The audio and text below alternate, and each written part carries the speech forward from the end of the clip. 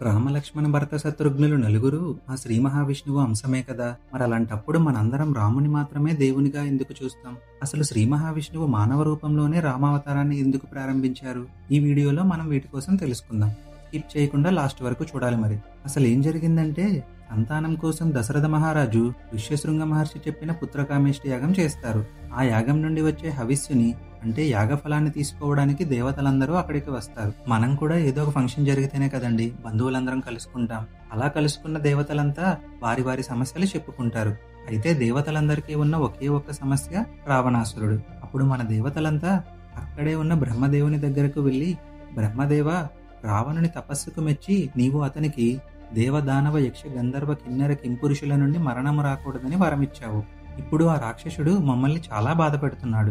నువ్వే ఇప్పుడు మాకు దారి చూపాలి అని అడుగుతారు. అప్పుడు బ్రహ్మదేవుడు, రావణాసురుడు తనకి ఎవ్వరి నుండి చావు రాకూడదని కోరుకున్నాడు, కానీ తనలో ఉన్న గర్వంతో మనుషులు ఏం చేస్తారులే అని మనుషుల నుండి చావు రాకూడదు అని కోరుకోలేదు. అందుచేత ఒక్క మనిషి చేతుల్లోనే రావణుడు మరణిస్తాడు అని చెప్తాడు. మరి రావణాసురుణ్ణి చంపేటంత పరాక్రమం ఉన్న మనిషి కోసం దేవతలు బ్రహ్మని అడగగా, బ్రహ్మ వారికి శ్రీ మహావిష్ణువుని చూపిస్తారు.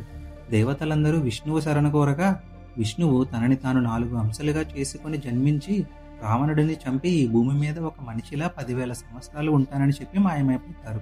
ఇంతలో పుత్రకామేష్టి యాగం చేస్తున్న దశరథుని యజ్ఞగుండం నుంచి ఒక దివ్య పురుషుడు వచ్చి పిల్లలు పుట్టడానికి దశరథునికి దివ్యమైన పాయసం ఇస్తాడు. దశరథుడు సంతోషంతో అంతఃపురంలో ప్రవేశించి ఆ పాయసంలో సగభాగాన్ని పెద్ద భార్య కౌసల్యకు, ఇంకా మిగిలిన సగభాగంలో సగభాగాన్ని రెండవ భార్య సుమిత్రకు, ఇంకా మిగిలిన దాన్ని 2 సమాన భాగాలుగా చేసి ఒక భాగాన్ని మూడవ భార్య కైకేయికు ఇచ్చి ఇంకా మిగిలిన దాన్ని మరలా సుమిత్రకిస్తాడు. ఇలా పంచడం వలన సగభాగం తీసుకున్న కౌసల్యకు మొదట శ్రీరాముడు, తరువాత కైకేయికి భరతుడు, ఆ తరువాత 2 భాగాలు తీసుకున్న సుమిత్రకు లక్ష్మణ శత్రుఘ్నులు పుడతారు. అయితే సగం పాయసం తీసుకుంది కాబట్టి కౌసల్యకు రాముడు పుట్టాడు, అందుకే దేవుడయ్యాడు అనుకుంటే అది పొరపాటు. ఎందుకంటే విష్ణు అవతారమే అయినా రాముడు ఒక సామాన్య మనిషిలా ఎన్నో కష్టాలు అనుభవించి కూడా ఎప్పుడూ ధర్మం తప్పలేదు. తండ్రి మాటలకు తల వంచి వనవాసానికి వెళ్ళాడు. దేవతలు కూడా ఎత్తలేని శివధనుస్సును ఒక మనిషిగా ఎక్కుపెట్టి మానవ జాతి కీర్తిని పెంచాడు.